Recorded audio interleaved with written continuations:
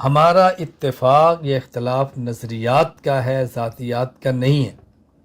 اور یہاں کی بات اچھی طرح سمجھنا، یہ جو میں کہتا ہوں نا ذاتیات کا نہیں ہے، اس کا مطلب اپنی ذات ہے، اس کا مطلب اللہ کی ذات نہیں ہے، انبیاء علیہ السلام نہیں ہیں، صحابہ کرام نہیں ہیں، مجتہدین نہیں ہیں، اکابرین علماء دیوبند نہیں ہیں۔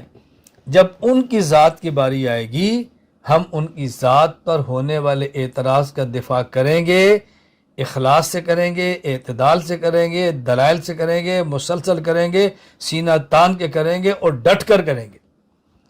اللہ کی ذات پر اعتراض ہوگا تب بھی کریں گے، نبوت کی ذات پر ہوگا تب بھی کریں گے، صحابہ کی ذات پر ہوگا تب بھی کریں گے، مجتہدین کی ذات پر ہوگا تب بھی کریں گے، اپنے مشائخ اکابر علماء دیوبند کی ذات پر ہوگا تب بھی کریں گے۔ ہاں اپنی ذات پر اعتراض ہوگا تو اس کی صفائی نہیں دیں گے، لیکن اس کا معنی یہ نہیں ہے کہ ہم صفائی نہیں دیں گے یعنی کسی کو بھی نہیں دیں گے، یہ معنی نہیں ہے۔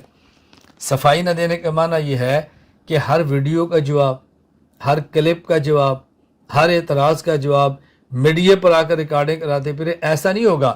ہاں جو ہم سے تعلق والا ہمارا عقیدت مند ہے وہ اعتراض کرے گا سمجھنے کے لیے تو اس کو جواب ضرور دیں گے۔ اعتراض کرنے والے آدمی دو قسم کے ہوتے ہیں، بعض اعتراضات کرنے والے ہوتے ہیں عقیدت اور محبت کی بنیاد پر کہ استاد جی آپ کے بارے میں کچھ لوگوں نے ایسی باتیں کی ہیں جس سے ہمیں بہت تکلیف ہوئی ہے، اگر آپ اس کی وضاحت فرما دیں تو اچھا ہوگا تاکہ ابھی ہم سے بات کرتا ہم ان کو کہہ سکیں ان کو سمجھا دو۔ اور ایک آدمی اعتراض کرتا ہے برائے اعتراض، حسد اور بغض کی بنیاد پر، آپ اس کو سمجھانا چاہیں گے تو کبھی بھی نہیں سمجھا سکیں گے اور کبھی بھی آپ مطمئن نہیں کر سکیں گے۔ میں اس پر ایک سمجھانے کے لیے آپ کو مثال دیتا ہوں تاکہ بات اچھی طرح ذہن میں ہے۔ حضرت ابو بکر صدیق رضی اللہ تعالیٰ عنہ صحابہ کرام رضی اللہ عنہ مجمعین میں سے وہ شخص ہیں کہ جن کے بارے میں معروف ہے اور آپ نے سنا ہے کہ صدیق اکبر نے کلمہ پڑھا ہے اور بغیر مطالبہ دلیل کے پڑھا ہے، رسول اللہ صلی اللہ علیہ وسلم سے دلیل نہیں مانگی اور کلمہ پڑھا ہے۔ اور جب ہم تاریخ دیکھتے ہیں اور سیرت صدیق اکبر کا مطالعہ کرتے ہیں تو ہمیں پتہ چلتا ہے کہ ابو بکر صدیق رضی اللہ تعالیٰ عنہ نے دلیل مانگی ہے رسول اکرم صلی اللہ علیہ وسلم سے۔ جب حضرت صدیق اکبر رضی اللہ تعالیٰ عنہ بغرض تجارت ملک شام کے سفر پر ہیں تو آپ نے خواب دیکھی اور خواب دے کر عیسائی راہب کے پاس گئے اور کہا میں نے خواب دیکھی ہے۔ اس نے اس خواب کی تعبیر یہ بتائی، اس نے کہا مکہ میں ایک شخص پیدا ہوگا یا ہوا ہے جس کا نام ہے محمد صلی اللہ علیہ وسلم، انت تکون وزیرہ فی حیاتہ و خلیفتہ بعد مماتہ، جب وہ دنیا میں ہوگا تو اس کا وزیر ہوگا اور جب وہ دنیا میں نہیں ہوگا تو اس کا جانشین اور خلیفہ ہوگا۔ حضرت ابو بکر صدیق رضی اللہ تعالیٰ عنہ نے یہ خواب کی تعبیر سن لی، مکہ مکرمہ میں آئے، نبی پاک صلی اللہ علیہ وسلم سے دوستی تھی، محبت تھا، تعلق تھا۔ جب دیکھا تو حضور پاک نے کلمہ کا اعلان کیا ہوا تھا۔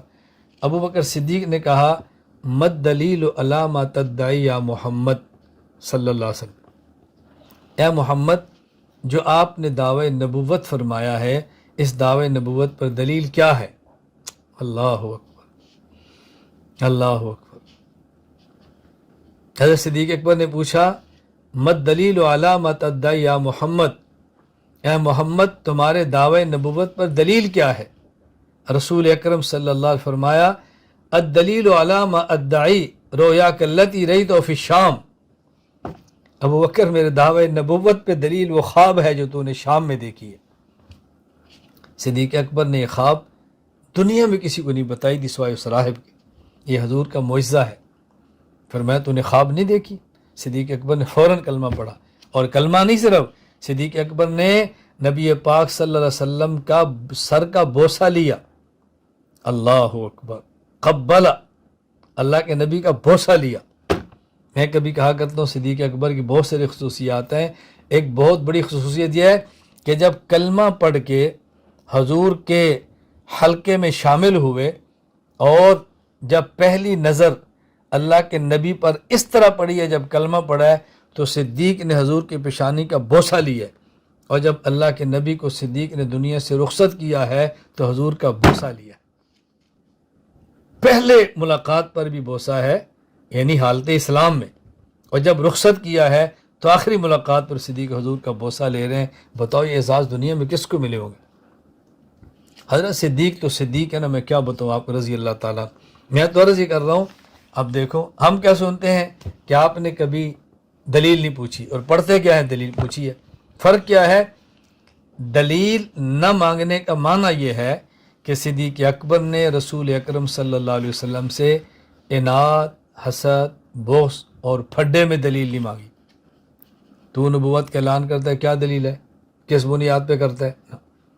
اور جہاں کہتے ہیں آپ نے دلیل مانگی ہے، وہ دلیل محبت اور دلیل عقیدت ہے۔